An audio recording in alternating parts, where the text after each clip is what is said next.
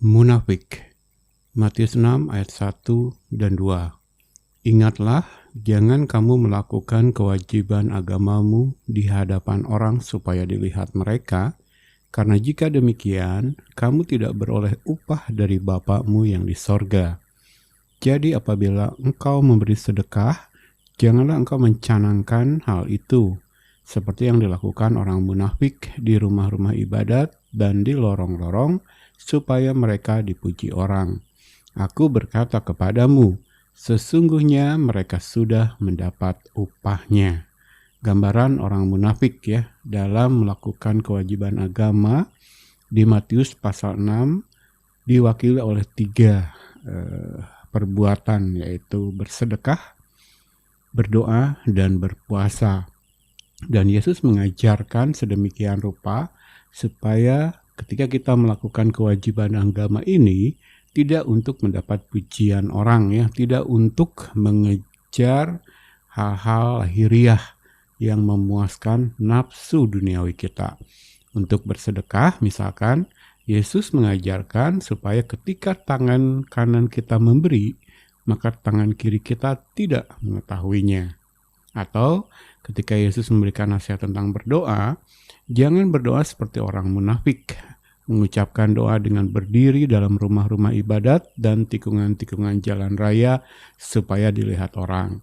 Tetapi jika berdoa, masuklah ke dalam kamar, tutup pintu, dan berdoa kepada Bapa yang ada di tempat tersembunyi.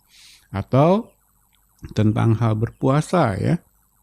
Apabila kamu berpuasa, janganlah muram mukamu seperti orang munafik.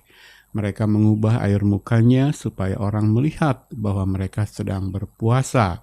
Tetapi apabila engkau berpuasa, minyakilah kepalamu dan cucilah mukamu supaya jangan dilihat oleh orang bahwa engkau sedang berpuasa, melainkan hanya oleh Bapamu yang ada di tempat tersembunyi. Jadi Yesus sangat menekankan dalam kita melakukan kewajiban agama tidak menjadi orang munafik. Nah, orang-orang munafik, kata munafik ini dalam bahasa Inggris dipakai kata hypocrites, berasal dari kata Yunani hypocrites, kata yang dipakai dalam dunia teater untuk menggambarkan satu karakter yang mengenakan topeng. Sebutan ini sebagaimana dipakai dalam Perjanjian Baru, umumnya menggambarkan orang yang belum mengalami regenerasi atau unregenerated, belum dilahirkan kembali, atau Kristen palsu yang hidup dalam pencitraan atau kebohongan. Karena mengagungkan perbuatan manusiawi demi dilihat dan dikagumi manusia, itulah yang akan mereka dapatkan, tidak lebih.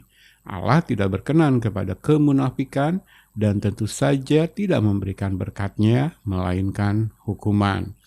Lihat Matius pasal 23 ayat 3 sampai 23, di mana Yesus secara terbuka mencela orang-orang Farisi dan ahli Taurat yang munafik dengan celaan celakalah sebanyak 7 kali. Baik, selamat pagi jemaat yang saya kasihi di dalam Tuhan Yesus Kristus. Selamat kita kembali berkumpul di tempat ini untuk berbuat bakti, masuk dalam persekutuan secara pribadi dengan Tuhan kita lewat pengajaran firman. Kita akan lanjutkan ya pelajaran kita masih di materi dilahirkan dari atas atau dilahirkan kembali, doktrin regenerasi, eksposisi terhadap Yohanes 3 ayat 1 sampai 10. Kita sudah masuk ke eksposisi terhadap ayat per ayat ya. Teks Alkitab Yohanes 3 ayat 1 sampai 10 yang kita sudah bagi menjadi 3 bagian. Kita sudah masuk ke bagian yang pertama ayat 1 sampai 3 dengan tema orang Farisi, subtema dan ketakutan orang berdosa. Nah, tema orang Farisi sudah kita bahas minggu lalu secara panjang lebar dan sudah kita tarik ke sosok Nikodemus ya, yang kita sudah dapati informasi dari Alkitab, bukan Farisi sembarang Farisi ya, bukan sekedar Farisi, tapi Nikodemus ini anggota Sanhedrin yang artinya pemimpin agama Yahudi. Lalu dia juga pengajar Israel, guru, tapi dia adalah sang guru ya, the teacher ya, master teacher, gurunya para guru yang memiliki kemampuan par excellence ya, unggul lebih dari guru yang lain, dihormati bahkan diagungkan oleh guru-guru yang lain ya. Seorang yang bisa kita anggap sukses dalam agama Yahudi ya, atau kita sebut sebagai Yudaisme. Dia sudah mencapai level karir tertinggi ya. Dan salah satu sumber yang saya baca mengatakan bahwa dia sudah menjadi salah satu dari 3 orang terkaya di Yerusalem. Ya, kita sudah bahas dari berbagai sisi. Nah, saatnya kita masuk ke subtema ketakutan orang berdosa ya. Kita akan baca dulu ayatnya. Ayat yang kedua ya. Yohanes 3 ayat 2. Ia, Nikodemus, datang pada waktu malam kepada Yesus dan berkata, "Rabi, kami tahu bahwa engkau datang sebagai guru yang diutus Allah, sebab tidak ada seorang pun yang dapat mengadakan tanda-tanda yang engkau adakan itu jika Allah tidak menyertainya." Ya. Poin pertama, mengapa Nikodemus datang kepada Yesus? Ya. Nah, nanti kita dapat peneguhan tentang jawaban ini di ayat ketiga ya, jawaban Yesus. Tapi inilah kurang lebih kita akan coba telusuri di sini mengapa Nikodemus datang kepada Yesus ya. Poin yang pertama, subpoin pertama, dalam hatinya Nikodemus tahu semua itu palsu, topeng, munafik ya. Bahasan terakhir minggu lalu tentang Nikodemus ya, dengan segala kesuksesan yang sudah dia raih secara duniawi ya, karir yang oke, pengetahuan yang oke, posisi sebagai guru yang oke, bahkan kekayaan yang bisa dikumpulkan oke banget malah ya. Nah, dengan segala yang dia miliki secara duniawi, dalam hatinya Nikodemus tahu semua itu palsu, topeng, munafik ya. Subpoin yang kedua, dia agamis atau rohani di luar, tetapi kosong di dalam. Rasa ragu, gelisah, bahkan takut menyiksa jiwanya. Ini adalah masalah besar baginya. Tetapi kepada siapa ia harus bertanya? Ia adalah guru di atas segala guru. Dia menemukan sosok itu dalam diri Yesus. Akhirnya Nikodemus menemukan sosok guru yang memang lebih tinggi dari dia, yang kepadanya dia bisa bertanya ya. Jadi sebagai master teacher yang par excellence itu, dia diagung-agungkan oleh guru-guru yang lain. Nikodemus menjadi tempat guru-guru lain datang kepada dia bertanya tentang segala hal ya. Sementara Nikodemus tidak bisa bertanya kepada guru lain ya. Dalam posisi yang sudah di atas, kita sudah memahami karakter seorang Farisi ya, dengan kesombongannya, dengan pride-nya, bangga dirinya. Maka seorang guru yang sudah dalam posisi seperti Nikodemus, di mana semua guru lain menyanjung dia, semua guru lain menghormati dia, semua guru lain bertanya kepada dia, maka dia seperti di puncak gunung sendirian, tidak ada kawan. Kepada siapa dia harus bertanya ketika dia sendiri memiliki pertanyaan dalam hidupnya ya. Dan realitasnya mengapa dia datang kepada Yesus, dia memiliki pertanyaan itu dalam dirinya. Bahkan pertanyaan terpenting ya. Dia menyadari bahwa segala kesuksesan duniawi yang telah dia raih, segala hal duniawi yang telah dia miliki itu palsu, topeng, munafik. Dia sudah masuk ke titik dalam hidupnya di mana dia menyadari itu. Tapi ketika itu menjadi pertanyaan terpenting, terbesar dalam hidupnya yang menggelisahkan hatinya, menimbulkan ketakutan dalam hatinya akan masa depan, kepada siapa dia harus bertanya. Sementara dia ada di puncak. Dari semua guru yang ada, dia ada di puncak. Orang-orang lah, guru-guru lain lah yang bertanya kepada dia. Lalu saya harus bertanya kepada siapa? Kita menangkap bahwa selama ini dengan pertanyaan besar dalam hidupnya, Nikodemus mencari sosok yang kepada dia bisa menanyakan itu ya. Nah, ketika dia memperhatikan kehadiran seorang Yesus, dia menemukan sosok itu di dalam diri Yesus ya. Oke, poin berikutnya. Maka Nikodemus dengan jujur mengakuinya ya. Oh lah, ini guru yang satu ini, rabi yang satu ini yang bernama Yesus yang sekarang sedang begitu populer di tengah-tengah bangsa Yahudi. Kepada dia saya bisa datang untuk menanyakan pertanyaan terbesar dalam hidupnya ya. Jadi Nikodemus dengan jujur mengakui keunggulan Yesus dibanding dirinya. Kejujuran bercampur sukacita bertemu sosok yang kepadanya dia bisa bertanya. Meskipun mungkin masih ada bungkus kemunafikan dalam diri Nikodemus ya, dengan informasi di ayat yang kedua ini bahwa dia datang waktu malam ya.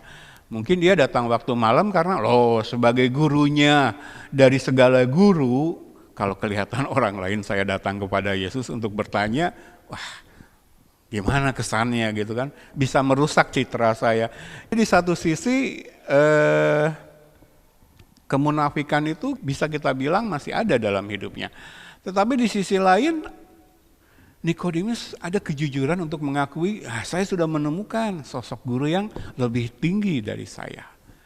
Dan itu ada dalam diri Yesus, maka dia mendatangi Yesus ya. Jadi kita sudah melihat satu benih kesadaran dalam diri Nikodemus yang membuat dia gelisah, bahkan takut ya dengan kehidupannya, khususnya menyangkut masa depan. Kita lihat nanti di ayat berikutnya tentang apa yang menjadi kegelisahan utama Nikodemus ya. Yesus langsung tahu. Nah, Yohanes 16 ayat 8 sampai 12 menuliskan bahwa kesadaran akan keberdosaan seorang manusia itu merupakan karya dari Roh Kudus ya. Kita lihat ayatnya. Ya. Yohanes 16 ayat 8 sampai 11 kita akan baca. Ini ketika Yesus masih di dunia dan menjanjikan kedatangan Roh Kudus ya. Dan kalau ia datang Roh Kudus akan menginsafkan dunia akan dosa, kebenaran dan penghakiman. Akan dosa karena mereka tetap tidak percaya kepadaku. Akan kebenaran karena aku pergi kepada Bapa dan kamu tidak melihat aku lagi.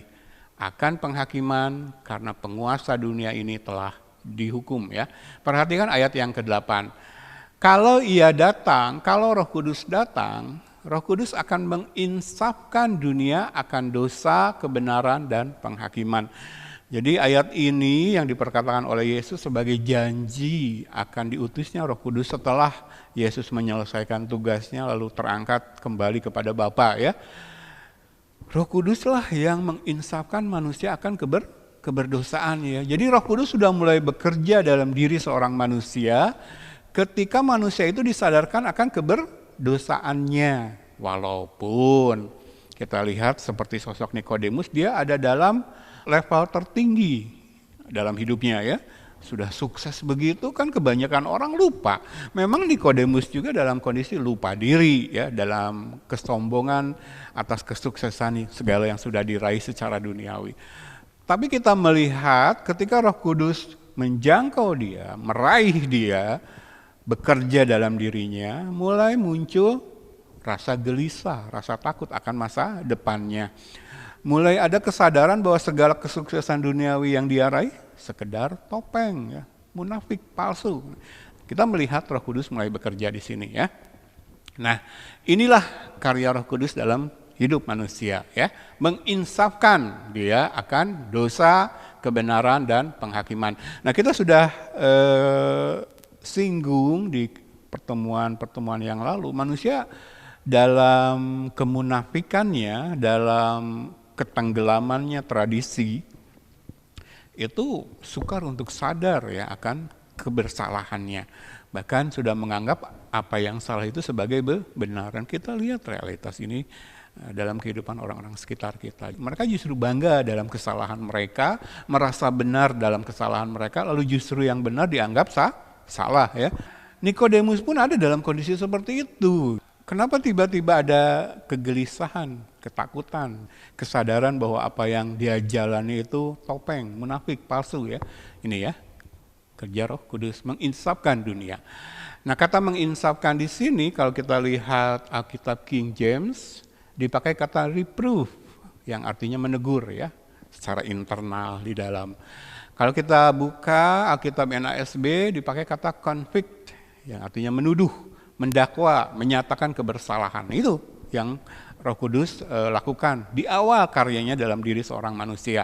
Nah, kalau kita simpulkan, apa yang dilakukan Roh Kudus adalah the act of convincing ya, tindakan meyakinkan, memberikan kesadaran keberdosaan dan kebutuhan akan juru selamat. Ini yang dituliskan dalam Yohanes pasal 16 ya.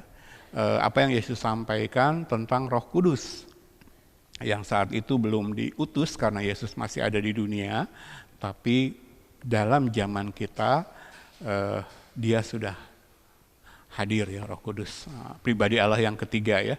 Dan itu lewat peristiwa Pentakosta, satu-satunya peristiwa Pentakosta yang sah ya, yang sudah dinubuatkan sejak perjanjian lama, digenapi di perjanjian baru, dicatat dengan begitu detail dalam Kisah Para Rasul pasal 2. Satu-satunya peristiwa Pentakosta, tidak ada Pentakosta kedua. Tidak ada Pentakosta ketiga, tidak ada Pentakosta jilid-jilid lanjutan. Ini bukan serial TV ya. Jadi Pentakosta satu kali saja. Allah tuh menggenapi rencananya itu satu kali saja. Pekerjaan dia sempurna.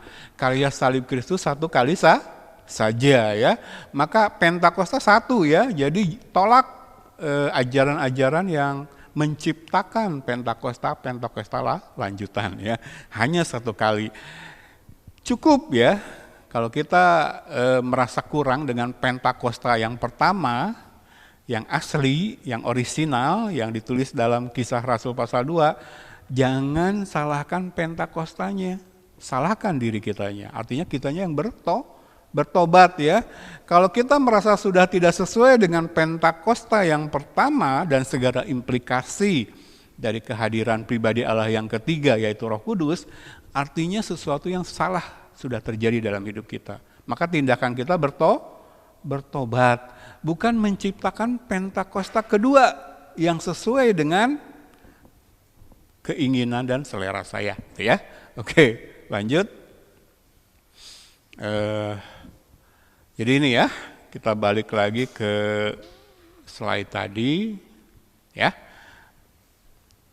Kesadaran akan keberdosaan seorang manusia merupakan karya dari Roh Kudus. Nah, sebenarnya tentang karya Roh Kudus yang menyadarkan manusia akan keberdosaan dirinya dan kebutuhan akan juru selamat itu sudah kita beri contoh dalam Lukas 23, 35 sampai 43, yaitu tentang penjahat yang disalib bersama Yesus ya.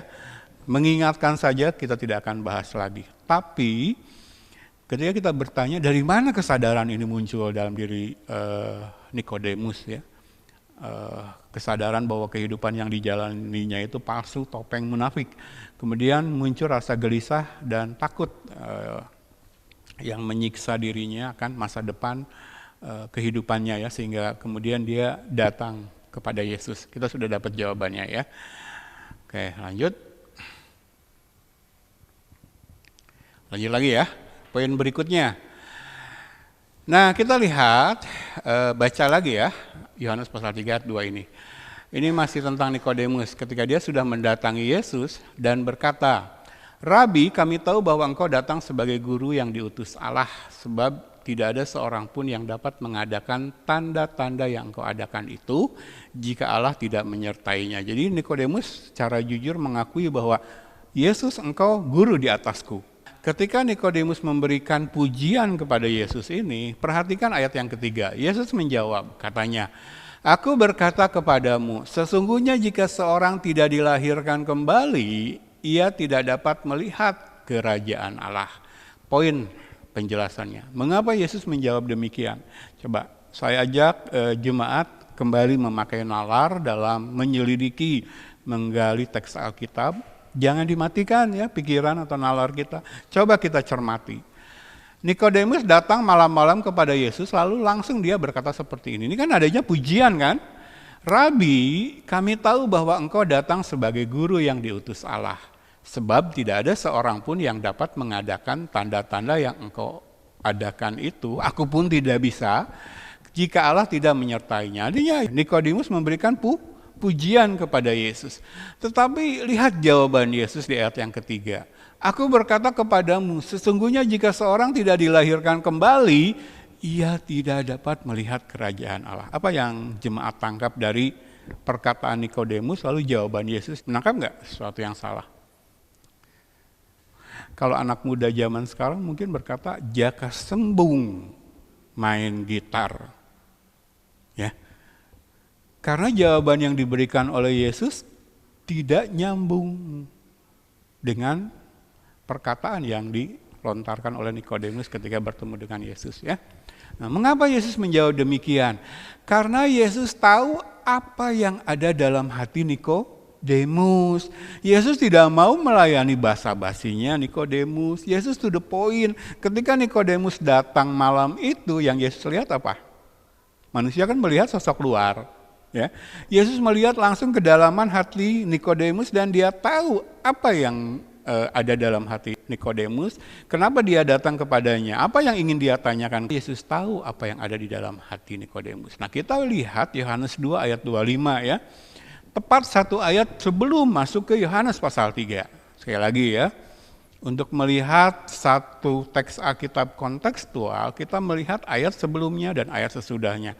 Dan kalau kita melihat ayat sebelumnya dari teks Yohanes 3 ayat 1 sampai 10, maka kita mundur kan ke Yohanes pasal yang ke-2 ayat yang terakhir. Nah, di sana dituliskan demikian.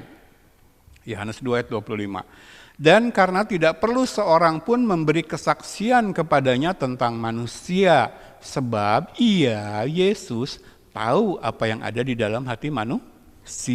Ini yang dituliskan oleh Rasul Yohanes sebelum dia masuk ke dalam pembahasan tentang hal kelahiran kembali ya, tentang perbincangan antara Yesus dengan Nikodemus. Yesus itu tahu hati manusia. Maka ketika Nikodemus datang dengan pertanyaan yang mengganggu hidupnya, menggelisahkan hidupnya, Yesus tahu ya. Apa pertanyaan itu? Bagaimana nasibku dalam kekekalan? Apakah aku akan termasuk orang yang selamat masuk surga? Atau aku termasuk kelompok orang yang masuk neraka?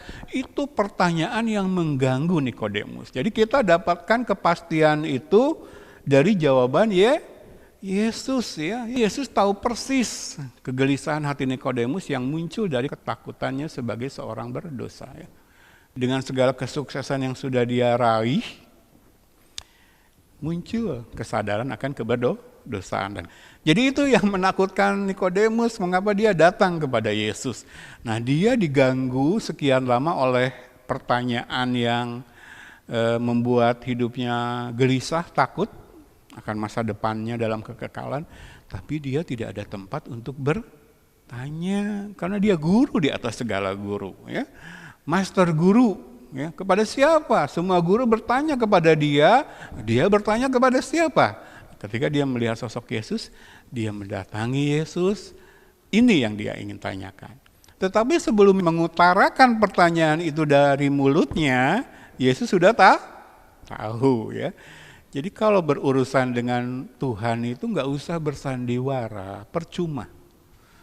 Setebal apapun topeng yang kita pakai percuma. Kita bisa mengelabui manusia ya. Pendeta gembala bisa mengelabui jemaatnya. Tetapi di hadapan Allah semua terbuka ya. Oke, lanjut. Sekali lagi ya. Poin yang kedua. Yesus tahu persis kegelisahan hati Nikodemus yang muncul dari kekhawatiran bahkan ketakutannya sebagai seorang berdosa. Poin terakhir, Yesus tahu Nikodemus sedang mencari jawaban akan kepastian nasibnya dalam kekekalan ya. Lihat, Roh Kudus mulai bekerja dalam diri seorang manusia ya. Sesukses apapun, sekaya apapun, sehebat apapun, sepopuler apapun, tiba-tiba manusia masuk dalam kesadaran itu semua tidak bisa menyelamatkan dia. Itu semua tidak bisa memberikan jaminan kepada dia keselamatannya dalam kekekalan. lahan ya. Nah, kondisi Nikodemus itu kontras dengan penjahat yang disalib di sebelah Yesus, betul ya? Kalau penjahat di sebelah Yesus kan dalam posisi kehidupan duniawi terendah, penjahat. Kalau dibilang miskin ya miskin ya. Bahkan dia menghadapi hukuman mati. Tapi Nikodemus justru dalam kondisi kehidupan duniawi kebalikannya kan? Di puncak gitu. Kalau penjahat yang disalib di sebelah Yesus di dasar jurang terendah dalam kehidupan duniawinya, justru Nikodemus dalam puncak gunung, dalam kesuksesan tertinggi yang bisa diraih seorang Yahudi dalam kehidupan duniawi. Tapi keduanya sama. Ketika Roh Kudus mulai bekerja, kesadaran akan keberdosaan dan kebutuhan akan juru selamatmu muncul. Mulai muncul pertanyaan yang membuat gelisah. Ketika saya mati, ketika hidup saya di dunia ini berakhir, bagaimana nasib saya dalam kekekalan?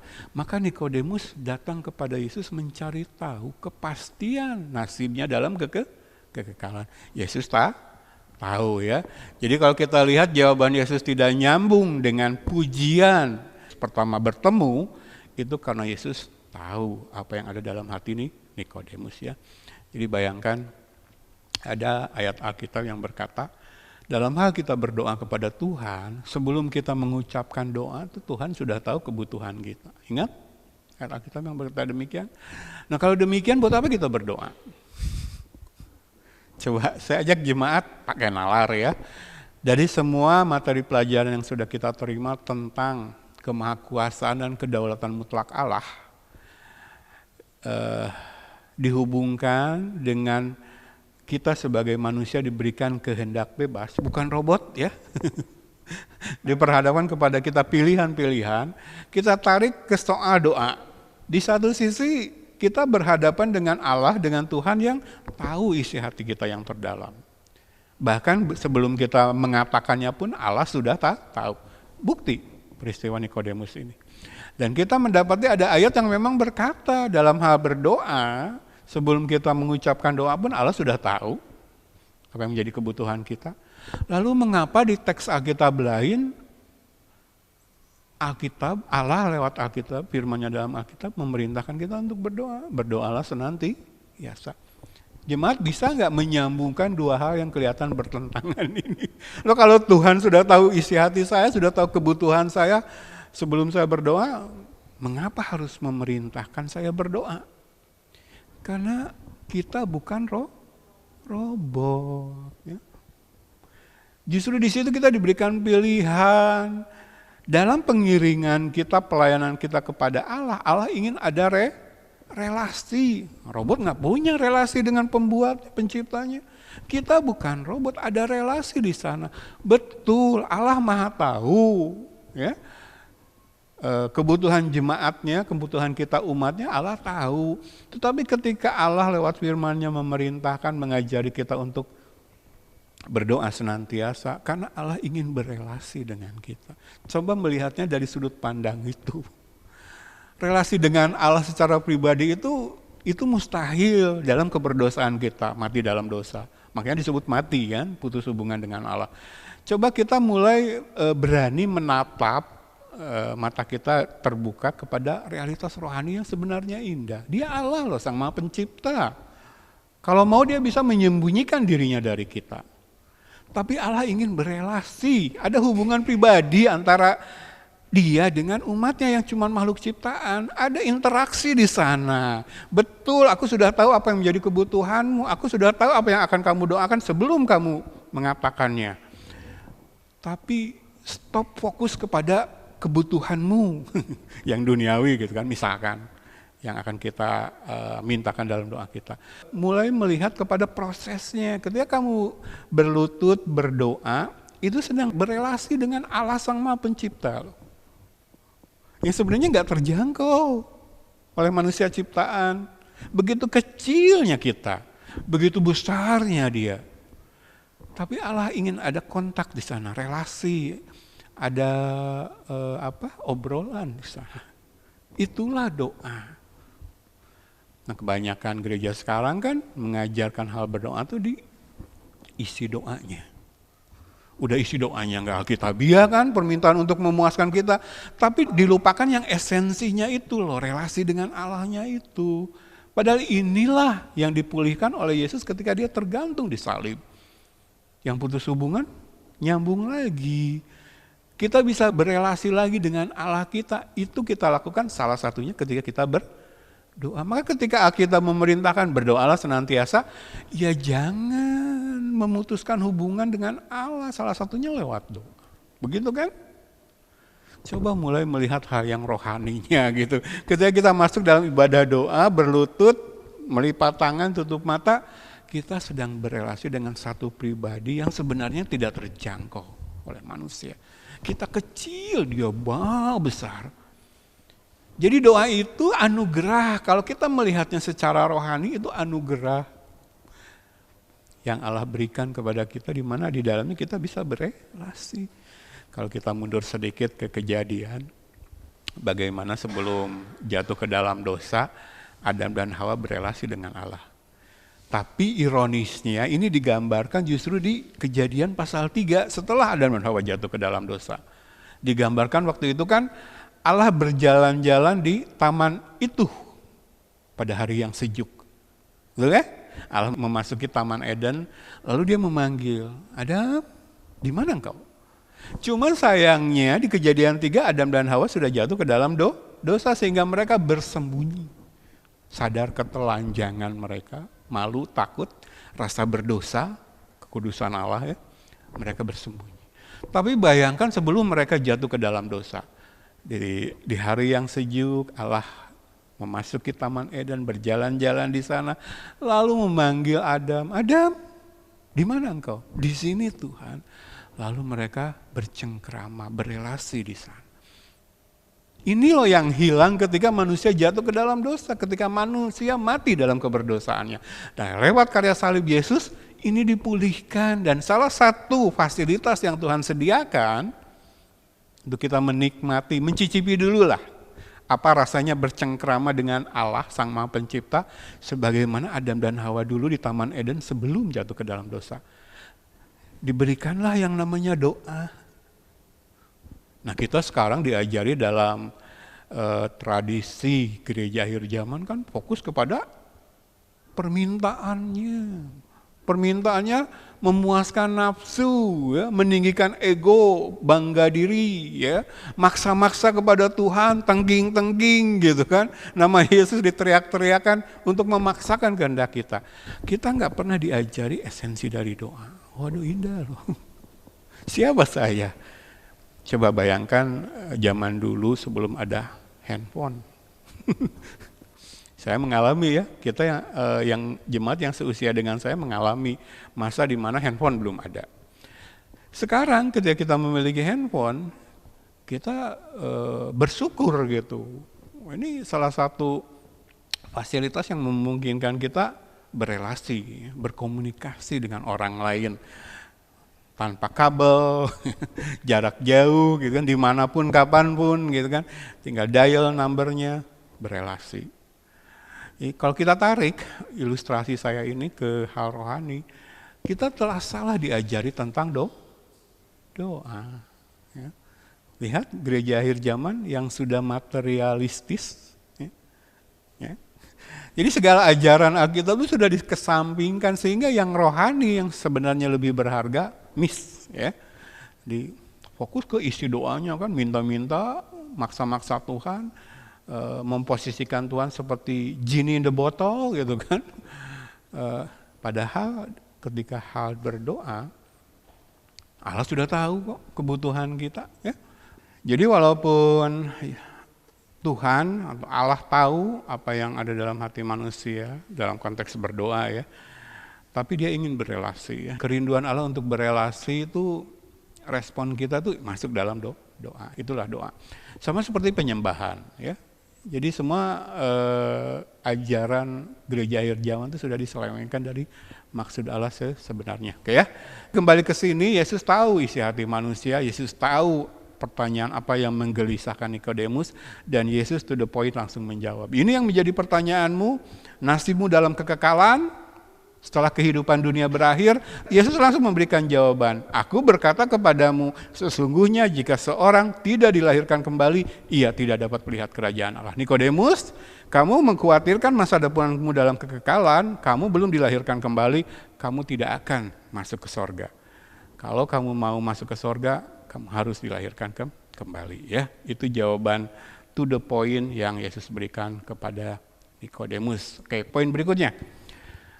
Yesus memberikan jawaban menohok pada diri Nikodemus karena sekali lagi Yesus tahu persis siapa Nikodemus ya. Kita akan bahas nanti kenapa jawaban ini menohok kepada Nikodemus. Nah, Yesus tahu persis siapa Nikodemus. Yesus tahu Nikodemus seorang fanatik agama perbuatan, seorang Farisi yang legalis ya. Kita ketemu dengan istilah legalis ya. Jadi Farisi yang sudah kita bahas panjang lebar minggu lalu, mereka itu menganut agama perbuatan ya, legalis.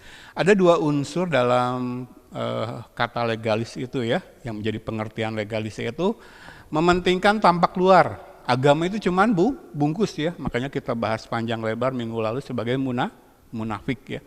Jadi agama itu cuman biar kelihatan rohani saja, itu ciri legalis. Lalu yang kedua, mengandalkan usaha manusia ya, makanya disebut seorang fanatik agama perbuatan. Itulah legalis ya.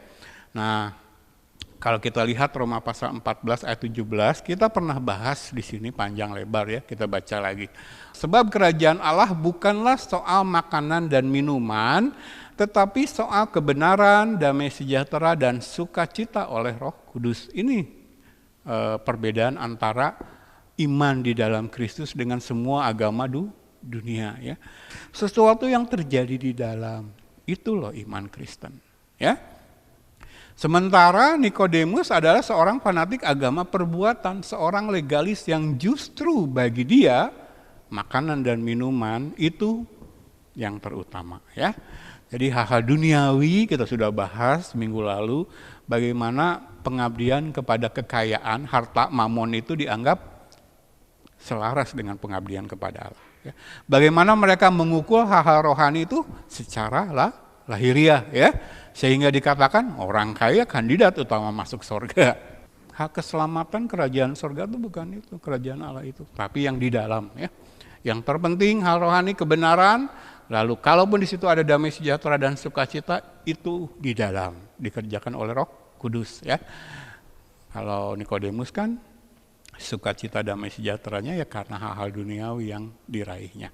Walaupun ketika dia menemui Yesus malam itu, dia sudah sampai pada kesadaran, ternyata saya tidak bahagia selama ini. Ternyata saya tidak damai sejahtera selama ini dengan segala hal duniawi yang sudah diraihnya. Ternyata apa yang saya anggap penting tuh, saya masih gelisah, takut gitu kan. Bagaimana nasib saya dalam kekekalan di masa depan? Yesus memberikan jawabannya. Kenapa Yesus memberikan jawaban saklek to the point? Ya karena Yesus tahu persis siapa Nikodemus. Seorang fanatik agama perbuatan, seorang Farisi yang legalis ya. Poin terakhir, seorang yang ada di puncak agama Yudaisme, itu yang selama ini menjadi kebanggaannya sekaligus topeng kedoknya. Dalam satu kali pertemuan, dalam jawaban yang to the point, yang mengabaikan pujian Nikodemus di awal, tidak nyambung itu, Yesus memberikan jawaban yang menohok ya. Apa yang kamu anggap hebat, no. Apa yang kamu bangga-banggakan, no. Apa yang kamu miliki yang kamu anggap selama ini dengannya kamu bisa memperoleh keselamatan, kehidupan kekal, nanti tidak bisa. Itu semua tidak berguna ya. Maka ini menohok Nikodemus ya. Berikutnya. Nah, berbicara tentang agama perbuatan, tentang legalisme ya, kita akan coba meninjau dari teks Alkitab lain. Roma 10 ayat 1 sampai 3. Coba kita baca dulu. Saudara-saudara, keinginan hatiku dan doaku kepada Tuhan ialah supaya mereka diselamatkan. Siapa mereka di sini? Bangsa Yahudi ya. Sebab aku dapat memberi kesaksian tentang mereka, bahwa mereka sungguh-sungguh giat untuk Allah, tetapi tanpa pengertian yang benar. Sebab oleh karena mereka tidak mengenal kebenaran Allah dan oleh karena mereka berusaha untuk mendirikan kebenaran mereka sendiri, maka mereka tidak takluk kepada kebenaran Allah. Jadi Paulus berdoa buat rekan-rekannya sesama Yahudi, para legalis dipimpin oleh Farisi dan ahli Taurat, lalu orang-orang Yahudi mengikuti mereka hidup dalam kefanatikan terhadap agama perbuatan. Ya.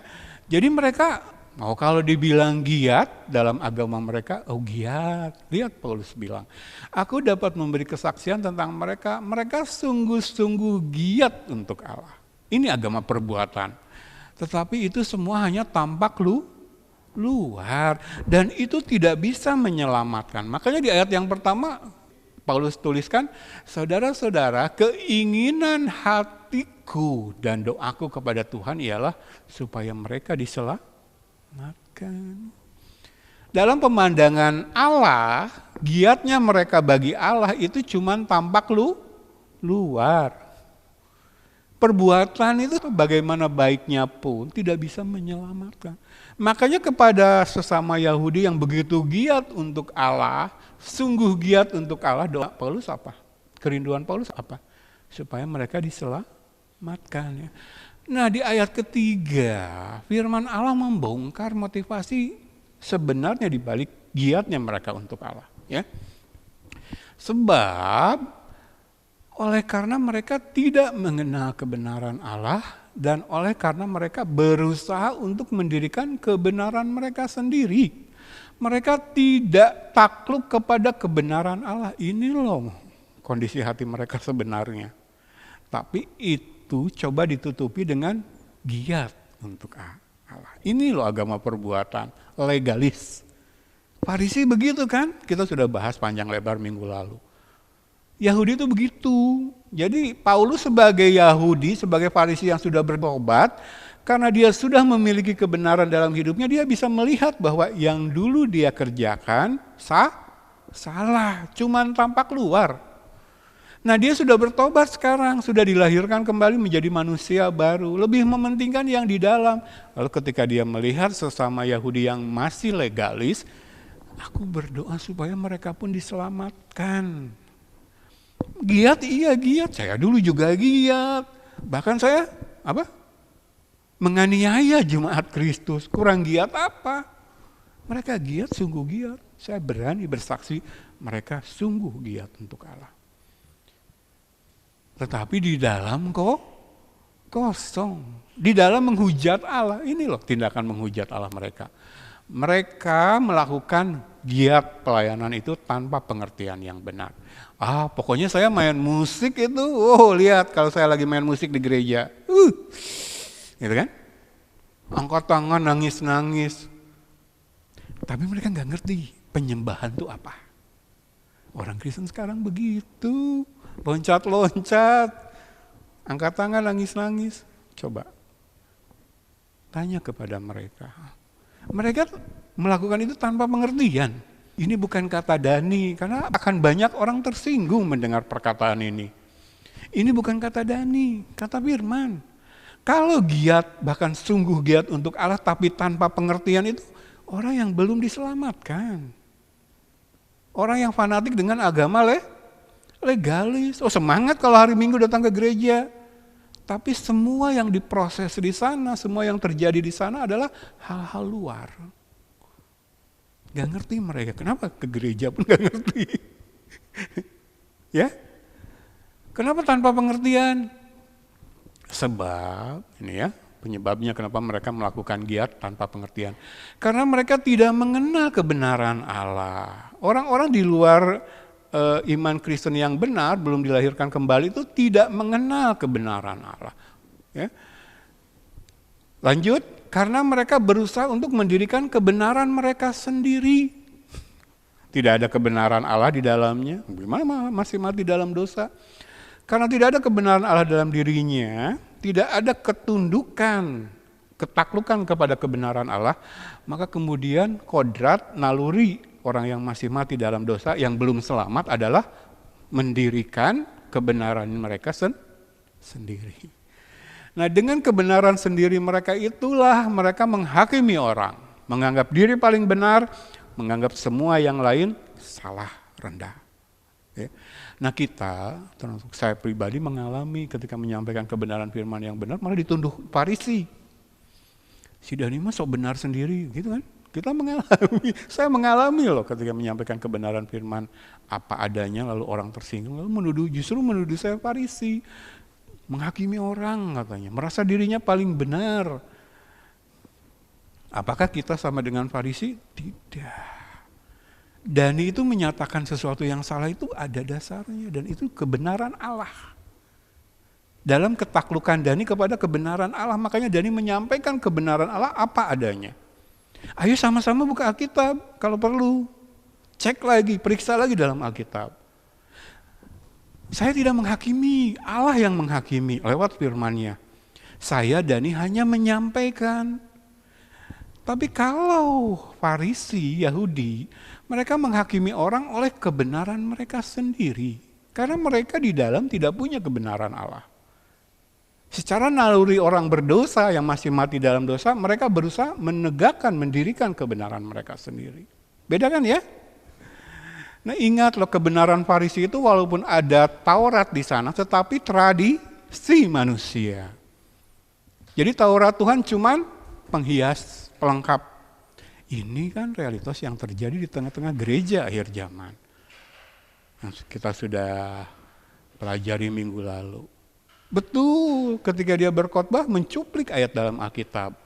Tapi kemudian bercerita kemana-mana, kesaksian kemana-mana. Sebenarnya yang diajarkan itu tradisi manusia. Ayat Alkitab cuman pelengkap. Mereka berusaha mendirikan kebenaran mereka sendiri karena dalam diri mereka tidak ada kebenaran Allah. Tidak memiliki itu. Makanya tindakan satu-satunya bertobat. Ketika di ayat pertama Paulus berkata keinginan hatiku dan doaku kepada Tuhan ialah supaya mereka diselamatkan, ia diawali dengan pertobatan. Ya. Jadi orang main tuduh aja, tunjuk orang Farisi. Enggak loh, Farisi itu menghakimi orang oleh kebenaran dia, tradisi manusia. Kita tidak menghakimi manusia, kita menyampaikan penghakiman Allah, kebenaran Allah. Makanya kan kerinduan kita tuh ayo buka Alkitab, ayo duduk bersama buka Alkitab, gali gitu. Apa yang dikatakan Dani itu bukan kata Dani. Makanya kita bereksposisi dalam khotbah-khotbah kita. Khotbah kita ekspositori, menyampaikan dalil-dalil Alkitabiahnya untuk menyatakan bahwa apa yang saya sampaikan, kalaupun itu menghakimi, bukan penghakiman manusia, tetapi pernyataan Allah. Beda kan ya? Kita nggak berusaha mendirikan kebenaran kita sendiri, dan kita orang-orang yang sudah dilahirkan kembali, dibangkitkan dari kematian dalam dosa, kita memiliki kebenaran Allah itu dalam diri kita. Dan kita ketika kita dilahirkan kembali, nanti kita lihat ayatnya ke depan, kita takluk kepada kebenaran Allah. Justru karena itulah, karena kita takluk kepada kebenaran Allah, kita menyampaikan firman apa adanya. Tidak kita modifikasi sedikit pun, gak berani kita menambahkan atau mengurangkan. Ya. Jadi kalau soal tuduhan, berbagai jenis tuduhan sudah saya alami, saya terima ya. Ketika berusaha menyampaikan firman apa adanya. Oke ya. Kita melihat lagi pengertian legalis di sini ya. Jadi giat, kalau dibilang giat atau giat, tapi di dalam kosong ya. Dan Nikodemus sudah sampai pada titik menyadari hal ini ya. Oke, lihat satu ayat lagi untuk mendapat gambaran tentang legalis. Saya tarik kembali ke Kisah Para Rasul pasal 15. Ini pun sudah pernah kita singgung di pelajaran yang lalu ya. Coba kita baca 2 ayat pertama. Kisah Rasul 15 ayat 1 dan 2. Beberapa orang datang dari Yudea ke Antioquia dan mengajarkan kepada saudara-saudara di situ, jikalau kamu tidak disunat menurut adat istiadat yang diwariskan oleh Musa, kamu tidak dapat diselamatkan. Nangkap ya, sudah nangkap yang salah, legalis. Jadi di ayat yang pertama dikatakan ada orang mengajarkan bahwa untuk bisa selamat seorang harus disunat ya. Tetapi Paulus dan Barnabas yang memiliki kebenaran Allah dalam diri mereka dengan keras melawan dan membantah pendapat mereka itu. Akhirnya ditetapkan supaya Paulus dan Barnabas serta beberapa orang lain dari jemaat itu pergi kepada rasul-rasul dan penatua di Yerusalem untuk membicarakan hal itu. Kita berbicara tentang konsili Kristen yang pertama ya. Sepanjang sejarah gereja, para pemimpin telah bertemu untuk menyelesaikan masalah-masalah doktrinal. Ini jadi masalah kan, ada yang mengajarkan supaya bisa selamat masuk surga harus disunat. Ini legalis ya. Ada 7 konsili penting di awal sejarah gereja. Tapi yang terpenting yang tercatat adalah konsili Nisea dan konsili Kalsedon ya. 325 Masehi dan 451 Masehi. Ini 2 di antara 7 konsili di awal gereja. Namun konsili yang terpenting adalah yang pertama di Yerusalem ini ya, yang dicatat dalam Kisah Para Rasul pasal 15. Mengapa terpenting konsili pertama di Yerusalem ini? Karena di sana diteguhkan jawaban atas pertanyaan doktrinal terpenting. Apakah yang harus seorang manusia lakukan supaya diselamatkan? Ini dijawab dalam konsili yang pertama di Yerusalem ini ya. Para rasul dan pemimpin saat itu sepakat menentang segala upaya legalistis dan ritualistis sebagai prasyarat yang diperlukan untuk memperoleh keselamatan. Mereka sepakat menegaskan bahwa keselamatan adalah sepenuhnya oleh kasih karunia melalui iman kepada Kristus. Atau dalam bahasa Efesus pasal 2, sepenuhnya pemberian Allah. Jemaat silahkan baca Kisah Rasul 15 secara lengkap.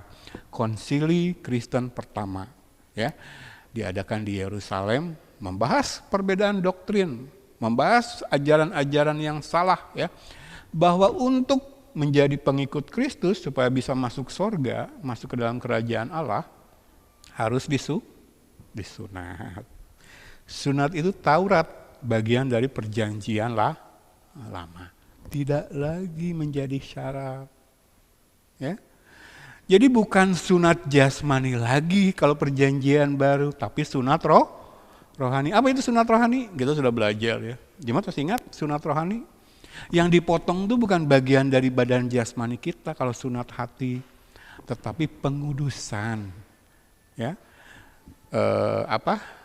Pikiran, sikap hidup, ucapan, perbuatan yang masih salah, yang masih dosa, ditinggalkan. Itu sunat hati. Merelakan hidup kita dikuduskan, diproses oleh kebenaran firman dan Roh Kudus. Dibenarkan. Kan? Segala tulisan yang diilhamkan Allah bermanfaat untuk mengajar, menyatakan kesalahan, mengoreksi, memperbaiki kelakuan, mendidik orang dalam kebenaran. Jadi itu sunat dalam perjanjian baru, bukan lahiriah lagi. Maka ketika ada yang mengajarkan supaya bisa selamat harus disunat, itu legalis tampak keluar. Sunat enggak ya? Nah sekarang, kalau kita berbicara Taurat, selain sunat ada persepuluhan. Kalau gereja mengajarkan persepuluhan itu harus, sama kasusnya. Makanya kan gereja akhir zaman tuh khususnya Pentakosta Karismatik kan dualisme. Berdiri di 2 kaki gitu. Di satu sisi bilang sunat enggak lagi, bagian dari Taurat. Tapi kalau persepuluhan gimana? Bukankah itu bagian dari Taurat? Masih maksa-maksa orang untuk memberi. Kalau orang memberi, kalau jemaat memberi terpaksa karena ditakut-takuti dengan doktrin atau ajaran persepuluhan yang sebenarnya sudah tidak berlaku lagi dalam perjanjian baru. Tidak di bawah hukum Taurat, tetapi di bawah kasih karunia. Roma 6 ayat 14b. Ini bukan berarti bahwa Allah telah membatalkan hukum moralnya. Lihat Roma 3 ayat 31, di sana dikatakan bahwa jika demikian, adakah kami membatalkan hukum Taurat karena iman? Sama sekali tidak. Sebaliknya, kami meneguhkannya. Jadi iman Kristen tidak membatalkan hukum Taurat, tidak mengabaikan hukum Taurat. Bahkan sebaliknya, justru dalam iman Kristen kita dimampukan untuk melakukan, menggenapi, mematuhi hukum Taurat. Kalau kita bandingkan dengan Matius 5 ayat 17-19 dalam khotbah Yesus di atas bukit, Yesus sebagai raja dari kerajaan Allah menyampaikan hukum-hukum kerajaan Allah. Di sana Yesus berkata dengan tegas, "Janganlah kamu menyangka bahwa aku datang untuk meniadakan hukum Taurat atau kitab para nabi. Aku datang bukan untuk meniadakannya, melainkan untuk menggenapinya." Dan lewat kematian Yesus, Allah membangkitkan satu umat pilihan. Orang-orang yang dilahirkan kembali, diberikan kepada mereka roh yang baru, hati yang taat kepada hukum Allah. Itu yang benar ya. Hukum Taurat itu baik, kudus dan benar. Lihat Roma 7 ayat 12, bandingkan 1 Timotius 1 ayat 8. Tetapi manusia yang mati dalam dosa tidak bisa memenuhinya, sehingga bagi mereka itu menjadi kutuk. Karena hukum Taurat tidak memiliki kuasa untuk menuntun manusia daging memenuhi standar moral Allah. Bandingkan Roma 7 ayat 7-11. Maka yang bisa dilakukan hukum Taurat adalah menyatakan dan menunjukkan standar itu, yang dengan demikian menegur dan menghakimi manusia.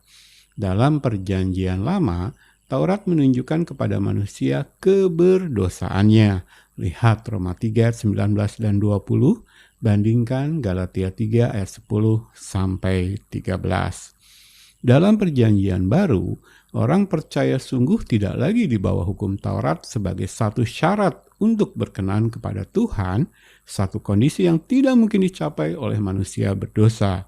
Tetapi di bawah kasih karunia, manusia yang sudah mengalami kelahiran kembali menjadi ciptaan baru atau manusia rohani, dimampukan untuk memenuhi standar kebenaran Taurat. Lihat pasal 7 ayat 6, pasal 8 ayat 3 dan 4. Taurat itu tidak lagi bersifat eksternal, tertulis di loh batu, melainkan internal, tertulis di loh daging, yaitu di dalam hati manusia. 2 Korintus 3 ayat 3, lihat Yehezkiel 36 ayat 25-27. Pasal 7 dari surat Roma berisi penjelasan Paulus mengenai doktrin penting ini. Terpaksa kan dia memberi, seperti membayar iuran BPJS. Oh, kalau BPJS-nya nggak bayar iuran, diputus nanti. Oh, kalau saya nggak bayar persepuluhan, nggak rohani lagi saya. Jangan-jangan batal saya masuk surga. Gereja akhir zaman sadar nggak? Lalu dalil mereka apa? Loh, Yesus mengajarkan persepuluhan. Nah, kasih lihat kepada saya ayatnya. Lah iya, Yesus ketika masih hidup, Yesus masih hidup di zaman perjanjian lama. Tapi karena nalar itu biasa dimatikan ketika menggali firman, itu juga diabaikan. Yesus itu mengajarkan persepuluhan, disunat. Ya karena Yesus ketika melayani di dunia, hidup di dunia, Yesus masih hidup dalam zaman perjanjian lama. Perjanjian baru itu dimulai ketika Yesus mati di salib. Nah, pakai dalil itu kan kebanyakan yang masih melegalkan persepuluhan. Enggak. Sama seperti sunat itu harus sunat hati yang diubah di dalam. Sama memberi juga kalau kita mau konsisten, tidak lagi ikut perjanjian lama Taurat.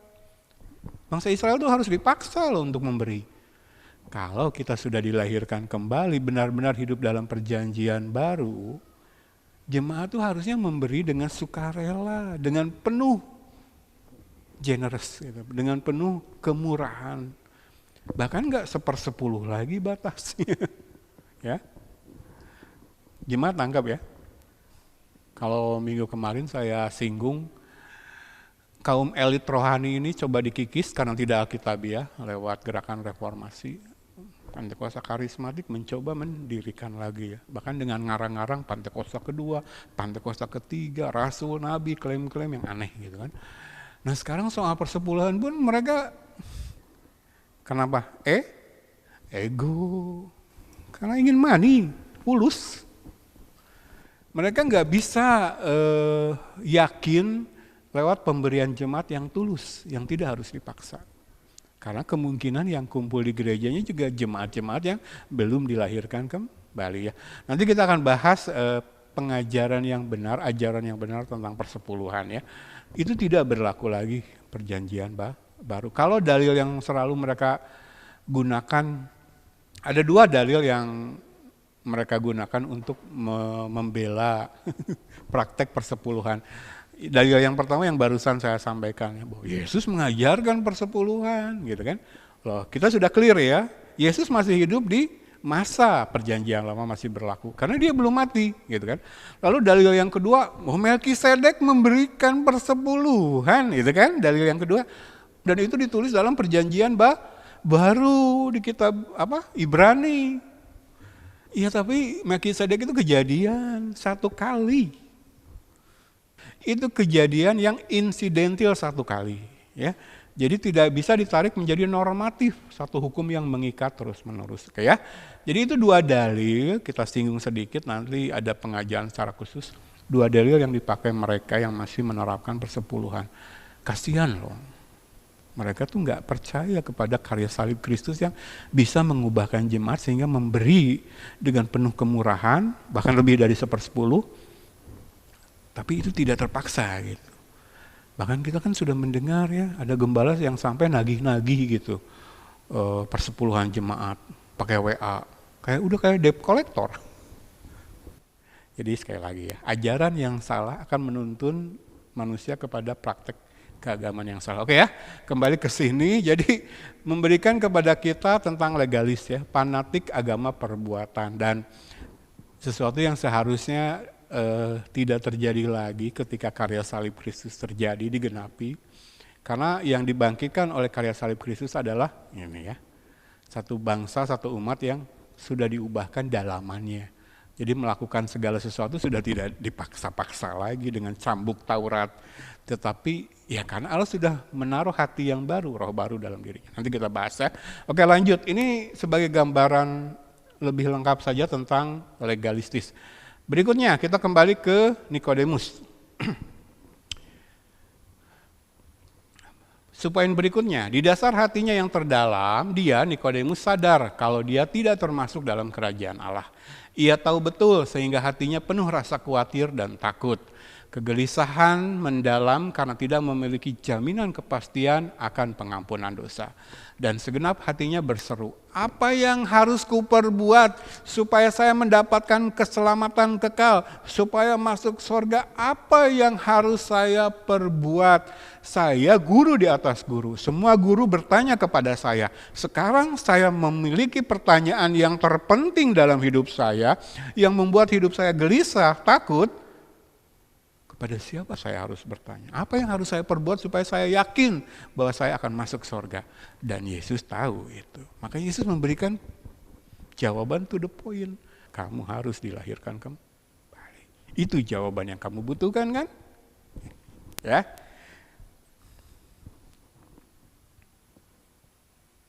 Poin berikutnya. Yesus dengan lugas, tanpa basa-basi, memberikan jawaban to the point. Tidak ada yang masuk ke dalam kerajaan Allah kecuali dia yang sudah dilahirkan kembali. Dengan kata lain, Yesus berkata, kamu harus mulai lagi semuanya dari nol, seperti seorang bayi dilahirkan. Analogi sederhana ini langsung dipahami oleh Nikodemus yang adalah seorang ahli teologi. Kita sudah bahas ya di pengantar tentang analogi kelahiran. Ini analogi yang umum. Semua orang tahu ketika Yesus berbicara tentang kelahiran, tahu realitas tentang kelahiran. Apalagi Nikodemus yang seorang ahli teologi. Kalau zaman sekarang kita sebut ahli teologi. Dia menguasai Taurat perjanjian lama. Maka ketika Yesus memakai analogi keselamatan, itu adalah seperti bayi yang lahir. Nikodemus langsung menangkap bahwa itu harus terjadi, bahwa dia tidak berpartisipasi di dalamnya, bahwa segala sesuatu harus mulai dari nol. Ya? Maka jawaban Yesus ini menohok Nikodemus. Kenapa menohok? Karena dia seorang fanatik agama perbuatan. Bahwa kekayaan itulah tanda saya masuk surga. Bahwa pengetahuan saya tentang hukum-hukum Allah itulah yang membuat saya masuk surga. Bahwa kesuksesan hidup duniawi itulah yang membuat saya masuk surga. Ketika Yesus bilang, harus dilahirkan. Harus sama seperti bayi, nol lagi, nggak punya apa-apa lagi. Artinya Yesus berkata, Nikodemus, semua yang kamu miliki itu, yang kamu bangga-banggakan, bahkan sombongkan selama ini, nggak bisa membuat kamu selamat. Harus mulai dari nol. Jawaban ini langsung menohok Nikodemus ya. Poin berikutnya, mengapa jawaban Yesus menohok Nikodemus? Seketika dirinya dilucuti dari segala kesalahpahamannya tentang hal masuk kerajaan Allah atau memperoleh keselamatan. Dia menganggap selama ini kepintarannya, kesuksesannya, kekayaannya, jabatannya, kehormatannya, status sosialnya, perbuatan baiknya, usaha manusiawinya, dia menganggap selama ini semua itu yang membuat dia bisa masuk surga. Ketika Yesus berkata, kamu harus dilahirkan, Nikodemus langsung nangkep pesannya. Nah, semua yang kamu banggakan itu tidak bisa membawa kamu kepada kehidupan kekal. Egonya sedang dilucuti oleh Yesus ya. Tahu Yesus, halangan Nikodemus untuk masuk surga adalah ego. Enggak pakai basa-basi. Yesus enggak melayani pujian basa-basinya Nikodemus. No. Makanya jawaban Yesus menohok. Kita tarik lebih luas, apa maksudnya dari jawaban Yesus yang menohok Nikodemus ini? Akumulasi semua agama, akumulasi semua moralitas, akumulasi semua kebaikan, perbuatan, usaha manusia, digabungkan semuanya menjadi satu, itu bernilai nol di hadapan Allah. Kerajaan Allah, kerajaan sorga, masuk sorga, mendapat keselamatan kekal, bukan tentang manusia. Jadi semua agama lain tidak bisa membawa manusia ke sorga karena semua legalis. Sayangnya banyak orang Kristen masih membawa kekristenan sama dengan agama-agama lain. Usaha manusia tidak sepenuhnya bersandar kepada karya Allah yang adikodrati. Ya. Jadi Nikodemus terkejut, shock oleh jawaban Yesus. Apa yang kamu miliki, apa yang kamu capai, nol di hadapan Allah. Tidak bisa membawamu ke sorga. Dan ini mewakili semua agama dunia. Itulah beda kekristenan dengan agama lain gitu. Orang Kristen banyak yang gak ngerti. Ketika Yesus mati di salib, harus Allah sendiri. Karena keselamatan iman Kristen yang benar itu bukan tentang manusia. Tentang Allah, kasih Allah yang dinyatakan. Sepenuhnya inisiatif Allah, karya Allah, manusia menerima. Tapi dalam tradisinya, manusia, agama-agama lain dalam dunia, Nikodemus dalam Yudaismenya, bahkan kekristenan akhir zaman, mencoba usaha manusia. Makanya saya tidak tertarik tuh dengan program-program gereja yang wow dan wah. Bukan sekali lagi kita merendahkan loh hasil karya manusia. Tapi kalau itu bagian dari legalis, supaya selamat saya harus begini, saya harus membantu Allah, itu bukan kekristenan. No, ya, semua tidak ada artinya. Itulah yang membedakan Kristen dengan agama lain. Itulah kenapa Kristen mengajarkan Allah sendiri yang harus turun ke dunia jadi manusia, mati di salib. Karena kekristenan bukan agama manusia, ya. Manusia itu dengan apapun yang dimiliki dan dicapainya, sehebat apapun, jumlah semua nol di hadapan Allah. Jawaban Yesus menohok Nikodemus karena yang dilucuti adalah ego, ya. Coba bayangkan, renungkan apa yang ditulis oleh pemazmur dalam Mazmur 119 ayat 96. Aku melihat batas-batas segala kesempurnaan. Perintah-perintahmu sangat luas. Pemazmur dalam pengalaman hidupnya sudah tahu apa yang dinilai sempurna dalam pandangan manusia. Udah sampai batas ujungnya. Manusia menganggap sesuatu sempurna, saya sudah melihat sampai ujungnya. Tapi ketika aku melihat realitas rohani, perintah-perintah Allah, itu jauh melampaui itu. Yang dianggap manusia sempurna itu cuman, aku sudah melihat itu sampai ujungnya. Tapi ketika itu dibandingkan dengan perintah-perintah Tuhan, firman-Nya Tuhan, realitas rohani sangat luas. Gak bisa dibandingkan. Manusia harus sampai ke titik ini untuk mendapat keselamatan dari Kristus. Mengabaikan usaha-usaha manusia. Sebagaimana yang dilakukan penjahat yang disalib di sebelah Yesus. Nah, Nikodemus oleh karya Roh Kudus mulai dibimbing ke sana ya. Pertama dimunculkan kesadaran akan keberdosaannya, kebutuhan akan juru selamat, nasibnya dalam kekekalan di masa depan, sehingga itu membuat hidupnya gelisah. Lalu ketika bertemu dengan Yesus, dia disadarkan ketika Yesus melucuti egonya, bahwa segala yang sudah dia miliki, sudah dia capai, nol di hadapan Allah. Teks Alkitab terakhir untuk menutup khotbah pagi ini ya. Jemaat, saya bawa kepada teks Alkitab yang sudah kita sempat bahas awalnya di minggu lalu. Ketika Yesus berkata, sukar bagi seorang kaya masuk ke dalam surga. Ya. Lebih mudah seekor unta masuk ke dalam lubang jarum daripada seorang kaya masuk ke surga. Kita lanjutkan ya dari titik itu. Matius 19 ayat 25. Ketika murid-murid mendengar itu, sangat gemparlah mereka dan berkata, jika demikian siapakah yang dapat diselamatkan? Karena dalam pemahaman orang Yahudi, dalam pimpinan pengajaran Farisi dan ahli Taurat, justru orang kaya lah kandidat utama masuk surga. Ya.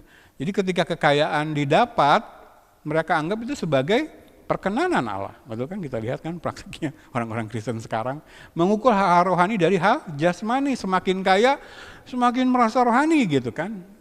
Bahkan orang kaya saat itu dianggap sebagai kandidat utama masuk surga. Maka ketika Yesus berkata sukar, orang kaya itu sukar masuk surga. Bahkan lebih mudah unta masuk lubang jarum daripada orang kaya masuk surga.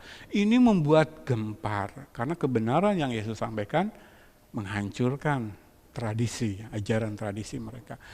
Mereka berkata, jika orang kaya tidak bisa masuk surga, lalu siapa lo? Orang kaya kan banyak sedekahnya, dengan kekayaan yang dia miliki, banyak sedekahnya, banyak berbuat baik. Nah, kalau orang kaya saja sukar masuk surga, lalu siapa yang bisa diselamatkan dong? Gitu ya. Yesus memandang mereka dan berkata, bagi manusia hal ini tidak mungkin, tetapi bagi Allah segalanya mungkin. Memang keselamatan masuk surga itu tidak mungkin bagi manusia jika mengandalkan kekayaan mereka, pintarnya mereka, apa yang mereka miliki. Tidak mungkin. Keselamatan itu hanya mungkin bagi Allah, harus Allah yang melakukan. Lalu Petrus menjawab dan berkata kepada Yesus, kami ini telah meninggalkan segala sesuatu dan mengikut Engkau. Jadi apakah yang akan kami peroleh? Kata Yesus kepada mereka, aku berkata kepadamu, sesungguhnya pada waktu penciptaan kembali, apabila anak manusia bersemayam di tahta kemuliaannya, kamu yang telah mengikut aku akan duduk juga di atas 12 tahta untuk menghakimi ke-12 suku Israel. Dan setiap orang yang karena namaku meninggalkan rumahnya, saudaranya laki-laki atau saudaranya perempuan, bapak atau ibunya, anak-anak atau ladangnya, akan menerima kembali 100 kali lipat dan akan memperoleh hidup yang kekal. Jadi pertama Allah katakan manusia tidak mungkin, bagi manusia tidak mungkin dengan segala yang dimilikinya, dengan segala yang bisa diperbuatnya, tidak mungkin masuk surga. Yesus mengajarkan demikian. Nah di sini Petrus kembali dipakai Allah untuk menyatakan kebenaran. Seorang bisa mengikuti Yesus masuk ke dalam hidup yang kekal. Kami telah meninggalkan segala sesuatu dan mengikut Engkau. Meninggalkan segala sesuatu mengikut Tuhan. Rupanya seorang Petrus yang hanya seorang nelayan, dikatakan di Kisah Rasul tidak berpendidikan, ternyata lebih berhikmat daripada Nikodemus. Petrus langsung menangkap loh, dia harus meninggalkan segala sesuatu untuk mengikut Yesus. Dia harus mulai dari makanya dia tinggalkan jalannya kan, untuk menjadi penjala manusia, untuk mengikuti Yesus, untuk memperoleh hidup yang kekal. Ketika nanti Yesus bertahta berkuasa, di sana kamu akan duduk. Itu loh orang-orang yang sudah dilahirkan kembali, pengikut-pengikut Yesus yang menerima hidup kekal, masuk kerajaan sorga. Ketika Yesus memerintah nanti, kapan Yesus memerintah? Kita sudah belajar kerajaan 1000 tahun damai.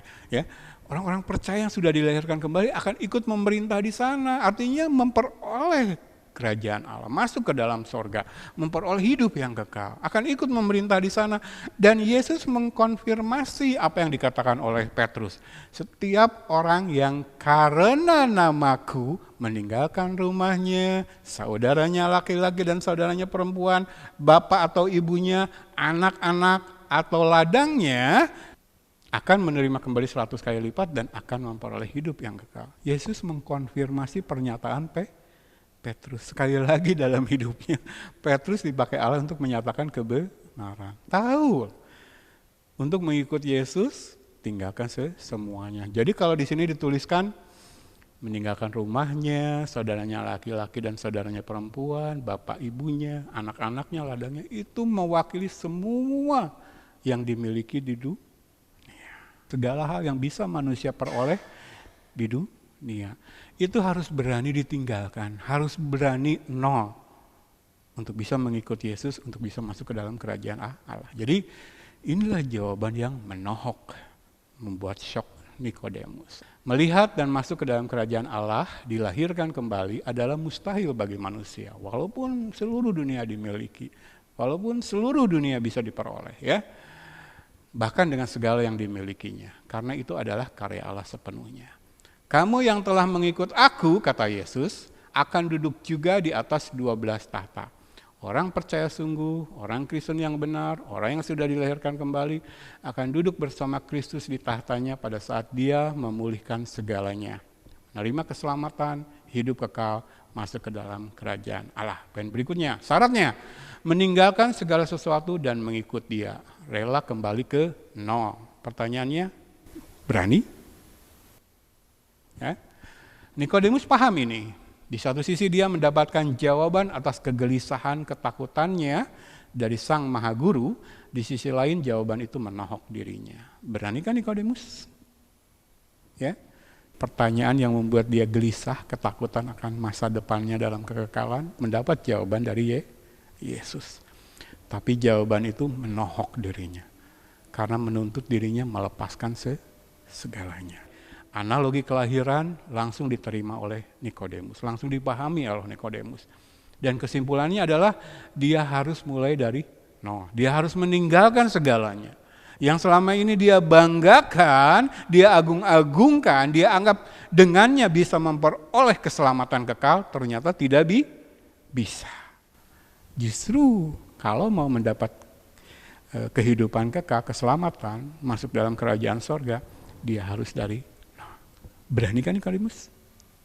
Kita akan lihat di lanjutan pelajaran minggu depan. Tetapi pertanyaan yang sama saya ajukan kepada kita semua. Beranikah kita melepas segalanya? Bahkan dikatakan tadi, saudaranya laki-laki, saudaranya perempuan, bapak ibunya. Oh, relasi sosial, ikatan darah yang diagung-agungkan manusia harus berani ditempatkan di bawah Yesus. Berani? Sanggup? Kita sudah tahu jawabannya. Manusia dengan kekuatannya sendiri tidak akan sanggup, tidak akan berani. Tapi lewat jawaban Yesus yang menohok, Nikodemus tahu kebenaran sekarang. Nah, masalahnya apakah Nikodemus berani? Kita lihat kelanjutan kisahnya minggu depan.